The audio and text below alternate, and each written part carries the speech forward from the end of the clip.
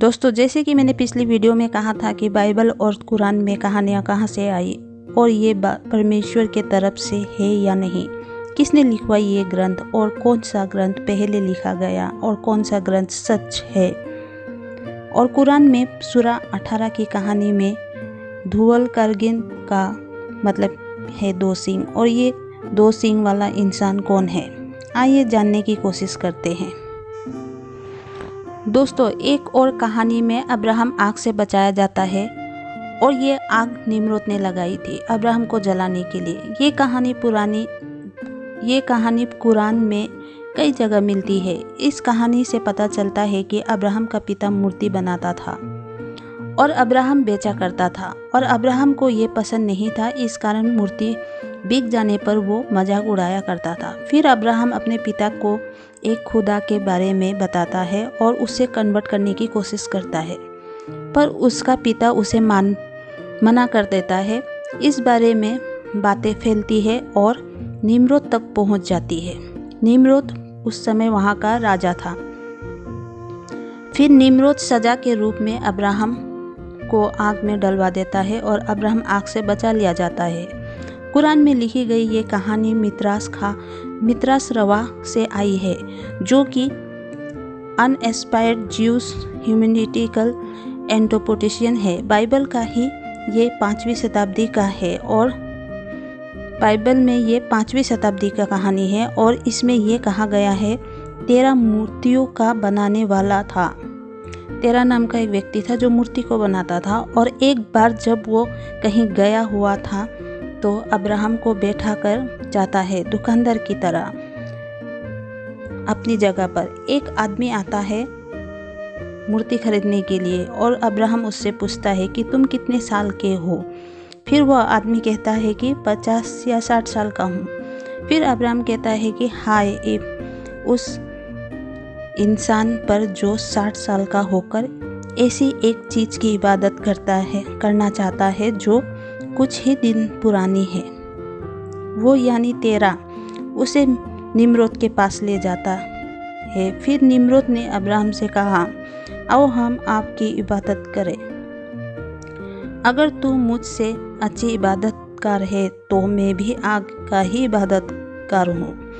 मैं तुझे आग में डाल देता हूँ और जिसकी तू इबादत करता है वही खुदा तुझे छुड़ाएगा। अब्राहम आग के भट्टे के नीचे गया और वो बचा लिया गया। दोस्तों, इसमें दिलचस्प बात ये है कि ये एक झूठी कहानी है और ये कहानी मोहम्मद तक कैसे पहुंची, ये समझने की बात है। बाइबल में उत्पत्ति की पुस्तक 15 अध्याय का 7 पद को इब्रानी से अरबिक में ट्रांसलेट किया गया तो लिखा है कि मैं तुझे कसदियों के देश ऊर से बाहर लेकर आया हूँ। जोनाथन बेन उज्जैन ने बेबीलोनियन शब्द ऊर को अरामी शब्द आग और प्रकाश से दिखा दिया।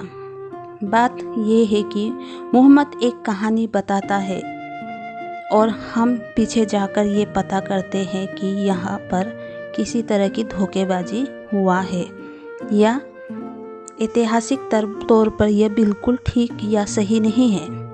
और इसमें सबसे ज़्यादा मजाकिया बात यह है कि जब भी मोहम्मद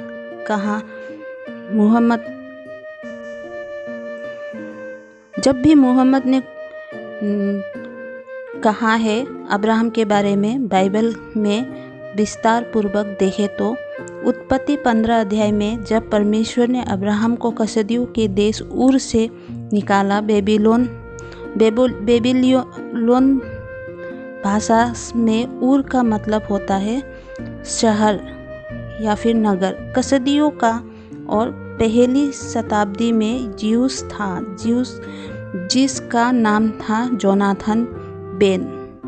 उसने उत्पत्ति 15 को अरबिक में ट्रांसलेट कर रहा था और जब वो ऊर शब्द पर आया तो उसे ये मालूम नहीं था कि बेबीलोन कैसे बोली जाती है, बेबीलोनियन भाषा कैसे बोली जाती है। और वो बेबीलोनियन शब्द ऊर और इब्रानी शब्द ऊर में कंफ्यूज हुआ। बेबीलोनियन शब्द में उर का मतलब है शहर, नगर, और इब्रानी में उर शब्द का अर्थ है आग, और इसी कारण उसने गलत ट्रांसलेट किया। उसे ये ट्रांसलेट करना था कि परमेश्वर ने अब्राहम को कसदियों के उर यानी शहर, नगर से छुड़ाया, पर गलत ट्रांसलेट के कारण उसने ये कह दिया कि परमेश्वर ने अब्राहम को कसदियों के आग से बचाया, यानी निकाल लाया।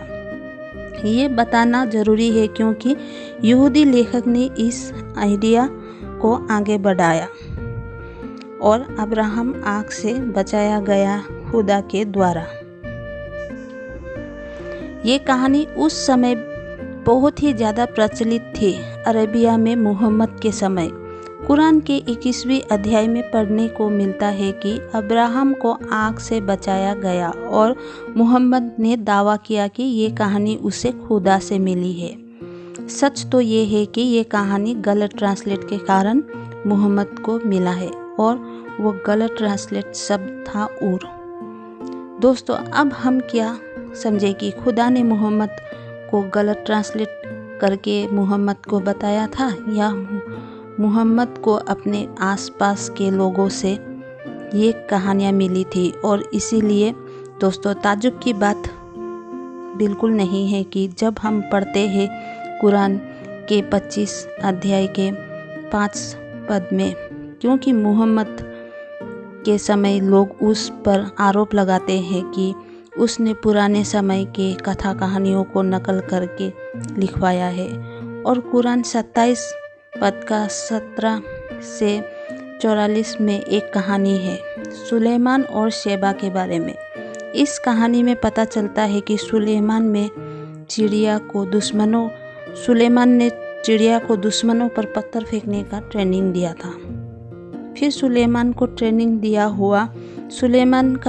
दिया हुआ चिड़िया दिखाई नहीं देता है और वो उदास हो जाता है। फिर चिड़िया वापस आकर उससे बात करती है और चिड़िया सुलेमान को रानी शेबा के बारे में बताती है और सुलेमान चिड़िया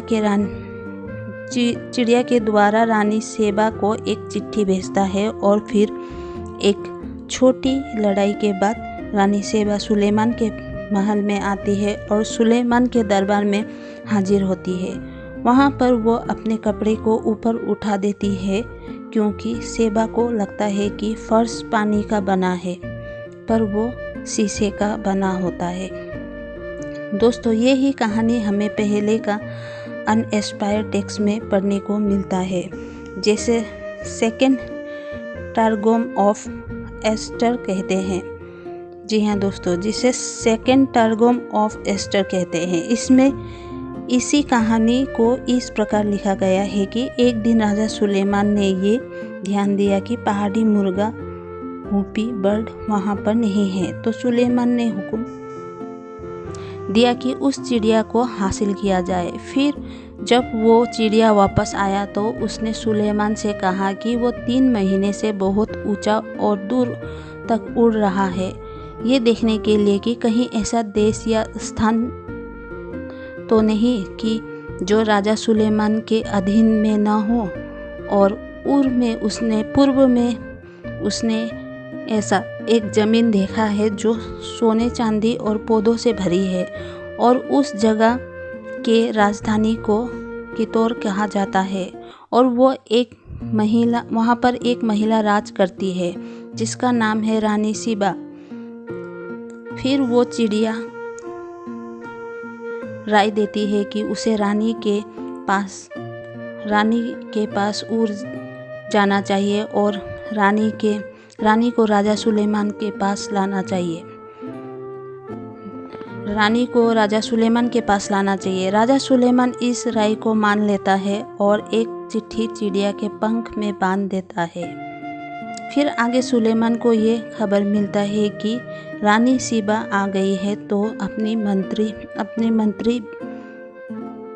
अपना मंत्री बनाया को शेबा से मिलने भेजता है और खुद एक शीशे से बना ऊंची चौखट में जाकर बैठ जाता है। और रानी शेबा को लगता है कि राजा सुलेमान पानी के ऊपर बैठा है और वो उसे अपने कपड़ों को ऊपर उठा लेती है, जिससे सुलेमान को हंसी आ जाती है। और दोस्तों, ये पक्की बात है कि यही कहानी को कुरान में मोहम्मद ने लिखवाई है। अब क्योंकि इस तारगुम में पेंजेंटिन कैथोलिक्स का प्रोसिक्यूशन दिया है और भाषा संबंधी कारणों से भी तर्जुम के एक्सपर्ट बर्नार्ड गोस्पियल ने इसे 7वीं शताब्दी से पहले की, जो कि बेंजामिन एम्पायर का अंतकाल था, जो इस्लाम के उदय से काफ़ी पहले का है। और जर्मन स्कॉलर बीट एगो ने भी इसे कंफर्म किया है कि ये 7वीं शताब्दी का है। दोस्तों, सच तो ये है कि encyclopedia of religion philosophical writing in late inequity को, जो कि एडिट किया गया था जेकब नोसर और एलन जेफरी एफ्रीपेक के द्वारा, और उन्होंने ये भी ध्यान दिया कि ज़्यादातर स्कॉलर इसी डेट पर सहमत है कि ये 7वीं शताब्दी का कहानी है, जिस समय इस्लाम का उदय नहीं हुआ था और कुरान शरीफ नहीं लिखा गया था। तो ये साबित हुआ कि ये तर्जुम इस्लाम के पहले से है और कुरान के लिखने के भी पहले से है। तो इससे साफ पता चलता है कि कुरान में लिखी गई कहानियाँ खुदा ने नहीं दी, बल्कि पौराणिक कथा और अभिलेखों से ली गई है, जो कि मुहम्मद कहता है कि उसे खुदा ने दी है और कुरान में लिखवाई है। तो दोस्तों, ये वीडियो देखकर या सुनकर आपको कैसा लगा? Please like, share and subscribe कीजिएगा। मेरे अगले वीडियो आने तक को आप सबको जय मसीह की।